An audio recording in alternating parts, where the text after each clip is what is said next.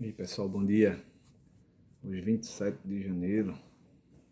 Então, como eu falei, a gente está começando a seguir aqui no livro de Atos dos Apóstolos, para a gente saber como é que foi depois que Jesus morreu, que deixou os 12, e como é que o evangelho se espalhou, né, para várias nações, se aquele povo era tudo lá da mesma região, e como é que foi que aconteceu.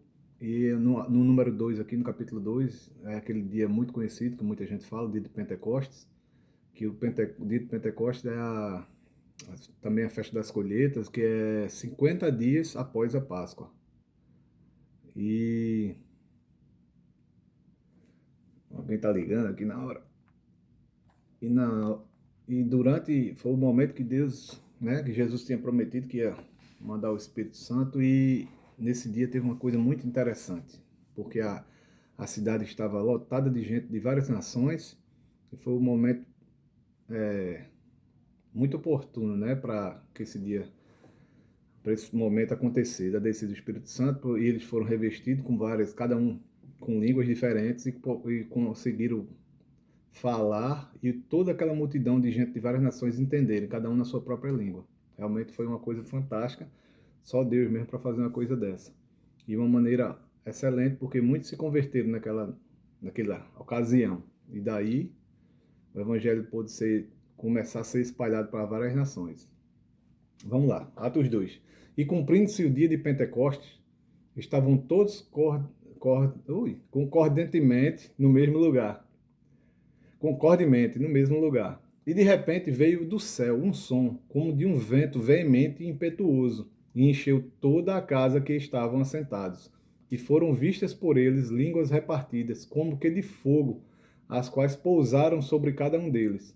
E todos foram cheios do Espírito Santo, e começaram a falar noutras línguas, conforme o Espírito Santo lhes concedia que falassem. Em Jerusalém estavam habitando judeus, homens religiosos de todas as nações que estão debaixo do céu. E quando aquele som ocorreu, ajuntou-se uma multidão e estava confusa porque cada um os ouvia falar na sua própria língua. E todos pasmavam e se maravilhavam, dizendo uns aos outros: Pois que não são galileus todos esses homens que estão falando? Como, pois, os ouvimos cada um na nossa própria língua, em que somos nascidos?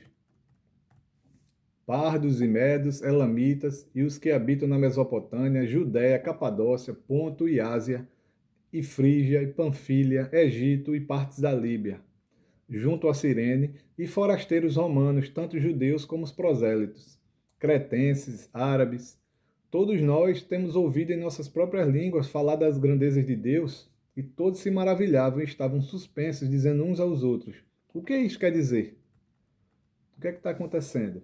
E alguns zombavam, diziam: Estão cheios de mostos. Quer dizer, estão cheios de. Diziam que eles estavam bêbados. Né? Sempre tem um zombador, né? A pessoa está vendo a verdade acontecendo, está vendo, porque se eles estavam entendendo, é porque não tem. Que bebida é essa que a pessoa se embriaga e começa a falar em outra língua? Tô falando em outra língua, não língua estranha, tô falando em outra língua que alguém entenda. Tipo, o cara encher a cara aí no Brasil e começar a falar grego, a língua grega, né? E os gregos entenderem. Então, sempre tem um zombador no meio. Aí, porém, Pedro, pondo-se em pé com os 11, levantou a sua voz e disse: Homens judeus, e todos que habitais em Jerusalém, seja-vos isto notório. Preste atenção, né? E escutai as minhas palavras. Estes homens não estão embriagados como vós pensais, sendo a terceira hora do dia. Mas isto é o que foi dito pelo profeta Joel, e nos últimos dias acontecerá. Né? Isso aqui é a profecia que está no livro de Joel, no Velho Testamento. Nos últimos dias acontecerá, diz Deus, que do meu espírito derramarei sobre toda a carne, e os vossos filhos e as vossas filhas profetizarão, os vossos jovens terão visões, e os vossos velhos sonharão sonhos. E também do meu espírito derramarei sobre os meus servos e as minhas servas naqueles dias, e profetizarão, e farei aparecer prodígios em cima no céu, e sinais embaixo na terra, sangue, fogo e vapor de fumo. O sol se converterá em trevas, a lua em sangue, antes de chegar o grande e glorioso dia do Senhor. E acontecerá que todo aquele que invocar o nome do Senhor será salvo. Aqui ele dá uma... tem um pouco do final dos tempos, né? Do Apocalipse. Vamos, israelitas, escutar essas palavras. A Jesus Nazareno, homem aprovado por Deus entre vós com maravilhas, prodígios e sinais, que Deus por ele fez no meio de vós, como vós mesmos bem sabeis, a este que vos foi entregue pelo determinado conselho e paciência de Deus, pretendeste, crucificaste e mataste pelas mãos de injusto, ao qual Deus ressuscitou, soltas as ânsias da morte, pois não era possível que fosse retido por ela, porque dele, né, de Jesus, disse Davi: sempre via diante de mim o Senhor, porque está à minha direita, para que eu não seja comovido. Por isso se alegrou o meu coração e a minha língua exultou, e ainda a minha carne há de repousar em esperança. Pois não deixarás a minha alma no inferno, nem permitirás que o teu santo veja a corrupção. Isso aqui foi trecho de Davi, né? Davi falando. Fizeste-me conhecidos os caminhos da vida, com a tua face me encherás de júbilo. Ele citou esse trecho de Davi e voltou a falar. Homens e irmãos, seja-me lícito dizer-vos livremente acerca do patriarca Davi, que ele morreu e foi sepultado, e entre nós está até hoje a sua sepultura. Sendo, pois, ele profeta, e sabendo que Deus lhe havia prometido com juramento que do fruto dos seus lombos, segundo a carne, levantaria o Cristo, para o assentar sobre o seu trono. Nesta previsão, disse da ressurreição de Cristo, que a sua alma não foi deixada no inferno, nem a sua carne viu a corrupção. Deus ressuscitou a este Jesus, do que todos nós somos testemunhas. Quer dizer, são testemunhas que Jesus ressuscitou. De sorte que, exaltado pela destra de Deus, e tendo recebido do Pai a promessa do Espírito Santo, derramou isto que vós agora vedes e ouvis. Porque Davi não subiu aos céus, mas ele próprio diz: disse o Senhor ao meu Senhor, assenta-te à minha direita, até que ponha os teus inimigos por escabelo dos teus pés. Saiba, pois, com toda a casa de Israel, que a esse Jesus, a quem vós crucificastes, Deus o fez Senhor e Cristo. E ouvindo isto, eles compungiram-se seu coração e perguntaram a Pedro e aos demais apóstolos: que faremos, homens e irmãos? E disse-lhe Pedro: arrependei-vos e cada um de vós seja batizado em nome de Jesus Cristo para perdão dos pecados e recebereis o dom do Espírito Santo, porque a promessa vos diz respeito a vós filhos e a todos que estão longe, a tanto quantos Deus nosso Senhor chamar. Aí, e com muitas outras palavras, isto testificava e os exortava, dizendo: salvai-vos dessa geração perversa. De sorte que foram batizados os que de bom grado receberam a sua palavra. E naquele dia agregaram-se quase 3.000 almas. E perseveraram na doutrina dos apóstolos e na comunhão, e no partir do pão e nas orações. E em toda a alma havia temor, e muitas maravilhas e sinais se faziam pelos apóstolos.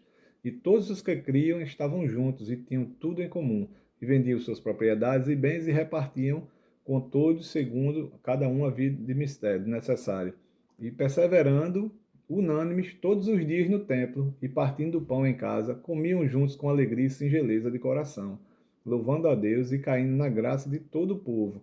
E todos os dias acrescentava o Senhor à igreja aqueles que haviam de se salvar. Acabou Atos 2. Então, quando Pedro levantou aqui e começou a falar, porque aquele povo conhecia que ali estava em Jerusalém, a cidade de Davi, né, que Davi conquistou e virou a capital de Israel. Inclusive, agora há pouco, pelo ex-presidente aqui, isso gerou toda essa confusão que está no mundo, foi quando ele decretou que de volta tirou a embaixada de Tel Aviv e mandou de volta para Jerusalém e disse que Jerusalém é que é a capital de Israel, porque é disso aqui, dessa época aqui, da Bíblia, é a Bíblia. Aí ele se levantou e começou a falar em Davi. Aí citou um salmo de Davi E o povo ficou admirado, porque eles conheciam a história de Davi. E como ele falou, que da geração de Davi viria o Cristo. Ele foi fazendo isso e o povo foi entendendo o que ele estava falando, porque Jesus andou por meio desse povo e muitos não criam por causa da política, tinham medo, os escribas não deixavam o povo seguir, queria matar Jesus, e tanto é que conseguiram, né? Manipulou o povo, tipo o que acontece hoje, né? O povo é manipulado é massa de manobra. Fizeram isso com o povo na questão política e acabou que crucificaram Jesus. E ele está falando, aquele que vocês mesmos receberam, não quiseram aceitar e vocês crucificaram, é ele, dele que Davi falava essas coisas, que sentou à destra do meu Senhor. Aí eles foram entendendo.